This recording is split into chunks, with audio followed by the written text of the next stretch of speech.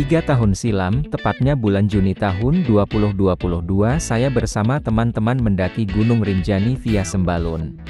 Berangkat dari Lombok Tengah menuju Sembalun menggunakan kendaraan roda 4 memakan waktu hingga 4 jam. Di tengah perjalanan, kami menyempatkan diri singgah di pasar untuk membeli beberapa logistik yang kami anggap masih kurang, termasuk juga perlengkapan memancing. Habis belanja, kami pun melanjutkan perjalanan hingga tiba di Sembalun pukul 10 waktu Indonesia Tengah.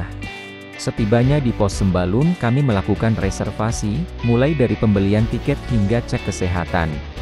Barang bawaan kami pun tidak luput dari pemeriksaan petugas. Tisu basah menjadi salah satu barang yang dilarang untuk dibawa naik ke Gunung Rinjani. Pukul 11.00 WITA kami diantar dari pos Sembalun menuju gerbang pendakian menggunakan kendaraan yang sebelumnya kami pakai.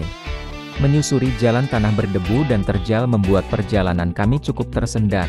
30 menit berlalu akhirnya kami memutuskan untuk berjalan kaki. Pukul 11.03 kami mulai berjalan menuju pos 1 dan suasana pendakian pun mulai terasa.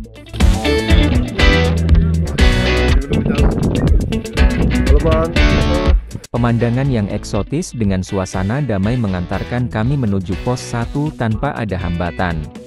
Hanya butuh waktu 1,5 jam untuk sampai di pos pertama. Sekadar minum air putih di pos 1, kami lanjutkan perjalanan menuju pos 2, di saat bersamaan kami melihat dan didahului pendaki lain yang menggunakan jasa ojek. Sepanjang jalan kami melihat tukang ojek. Satu persatu dari sekian banyak pendaki mendahului kami. Setelah menempuh waktu 1,5 jam, akhirnya kami pun sampai di pos kedua.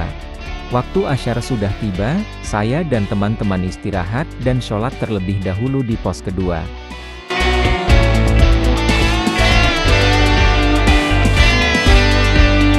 Berangkat dari pos 2 jam 15:50 untuk melanjutkan perjalanan ke pos ketiga. Langkah demi langkah kami lalui bersama dengan medan yang mulai terjal. Bersyukur kami semua masih dalam keadaan sehat. Sebagai informasi kami mendaki Gunung Rinjani bersama 6 orang, 2 diantaranya teman wanita. Ini menjadi kali pertama mendaki puncak Rinjani, di mana sebelumnya kami sering turun naik ke Danau Segara Anak melalui jalur lain. Kami memutuskan untuk tidak menggunakan jasa porter dan tour guide. Semua peralatan dan perlengkapan kami bawa sendiri. Perjalanan yang mulai terasa melelahkan mengantarkan kami ke pos 3, istirahat sebentar sambil menunggu teman-teman yang tidak jauh di belakang saya. Tidak lama kemudian mereka pun datang. Setelah berkumpul perjalanan kembali kami lanjutkan ke pos keempat.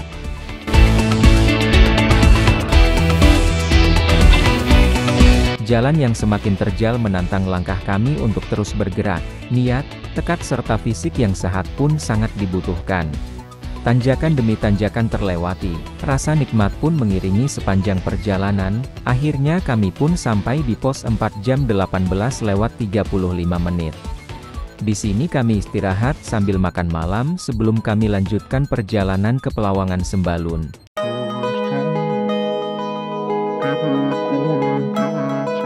Dari pos 4 kami berangkat pukul 19 dengan suasana malam hari yang gelap dan medan jalan yang semakin menanjak. Sepanjang perjalanan ke Pelawangan beberapa titik jalan harus dilewati menggunakan tali dan tangga, namun bagi kami itu tak seberapa. Tanpa ada rintangan dan hambatan yang berarti dengan waktu tempuh sekitar 3 jam kami pun sampai di Pelawangan Sembalun. Setiba di Pelawangan kami langsung cari tempat kosong untuk mendirikan tenda, tidak lama kemudian tenda pun segera terpasang. Selanjutnya makan malam bersama, menikmati malam yang dingin dengan seruput kopi hangat.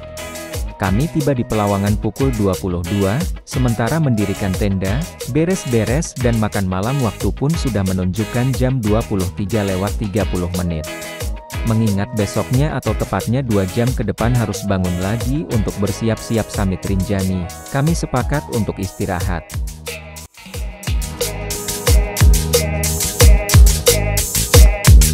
Sebagai pendaki pemula yang ingin menginjakkan kaki di puncak Rinjani, tiba-tiba terbangun dengan suara pendaki lain yang sudah bangun terlebih dahulu. Mereka sedang bersiap-siap dan kami pun bergegas menyiapkan segala sesuatu yang kiranya dibutuhkan. Pukul 02.00 dini hari sudah bangun dan 1 jam kemudian kami berangkat ke puncak Rinjani. Oh ya, satu teman cewek tidak dangguk ikut ke puncak karena kelelahan dan memutuskan untuk tetap di tenda. Untuk mencapai puncak Rinjani, rata-rata waktu tempuh yang dibutuhkan oleh pendaki yakni 3 jam. Satu dari kami berlima membutuhkan waktu 4 jam untuk sampai ke puncak, berangkat pukul 3 dini hari dan tiba pukul 7 pagi. Selain karena ngantuk dan kedinginan, saya juga harus sabar menunggu sambil menarik teman cewek yang kelelahan. Masing-masing memiliki cerita selama perjalanan dan semuanya kami ceritakan di atas puncak Rinjani. Ada yang merasa pasrah karena kelelahan, ingin tidur sejenak di jalur pendakian, bahkan satu teman hampir terjatuh di letter E karena terhempas angin. Perjalanan ini menjadi pengalaman berharga buat kami, saat sama-sama ke puncak untuk tidak saling meninggalkan satu sama lain. Singkat cerita, satu persatu dari kami berlima sampai di puncak tertinggi Gunung Rinjani. Setelah sampai puncak semua rasa lelah berubah seketika, senang campur haru sambil mengabadikan momen bersejarah tersebut. Puncak Rinjani menyatukan semua orang dari belahan dunia dengan latar belakang yang berbeda-beda. Semua orang berfoto dan bikin video pendek untuk mengabadikan momen, tidak terkecuali kami berlima. Ketika lagi foto-foto, datanglah beberapa pendaki lain, 2 diantara cukup menarik bagi saya karena berambut panjang. Dengan raut wajah santai dan tidak kelelahan, mereka dengan asik sampai puncak sambil dengar alunan musik. Seketika itu juga saya minta fotoan sama orang yang tidak saya kenal. Dengan hati baiknya dia pun bersedia dan kita foto bareng. Jepret dan tidak sempat berkenalan hingga kami tidak saling kenal satu sama lain. Setelah 2 jam di atas puncak, kami turun pukul 9 hingga pukul 11 sampai tenda. Singkat cerita kami pulang dan tidak sempat bertemu lagi dengan 2 orang tersebut. Oh ya, dalam video ini saya tidak akan ceritakan perjalanan dari danau hingga pulang. Akhir Juni tahun 2025 kemarin, kita dihebohkan dengan insiden jatuhnya WNA asal Brazil bernama Juliana Marin sesaat sebelum sampai puncak Rinjani. Tepatnya di Cemara Tunggal, awalnya jatuh sampai 200 meter, hingga informasi berikutnya Juliana terseret sampai 600 meter. Untuk mengevakuasi jasad Juliana dengan medan yang sangat sulit tentu membutuhkan tim profesional yang cukup tangguh dan berani. Semua unsur bergabung jadi satu dengan tujuan yang sama, yakni membawa naik jasad Juliana. Para tim evakuasi terus menjadi sorotan semua pihak, namun satu orang dari mereka yang terus menjadi perhatian, yaitu Agam Rinjani. Dalam banyak video beredar, Agam bersama tim turun langsung ke titik lokasi jatuhnya Juliana, bahkan Agam yang dibantu tim langsung membawa naik jasad korban.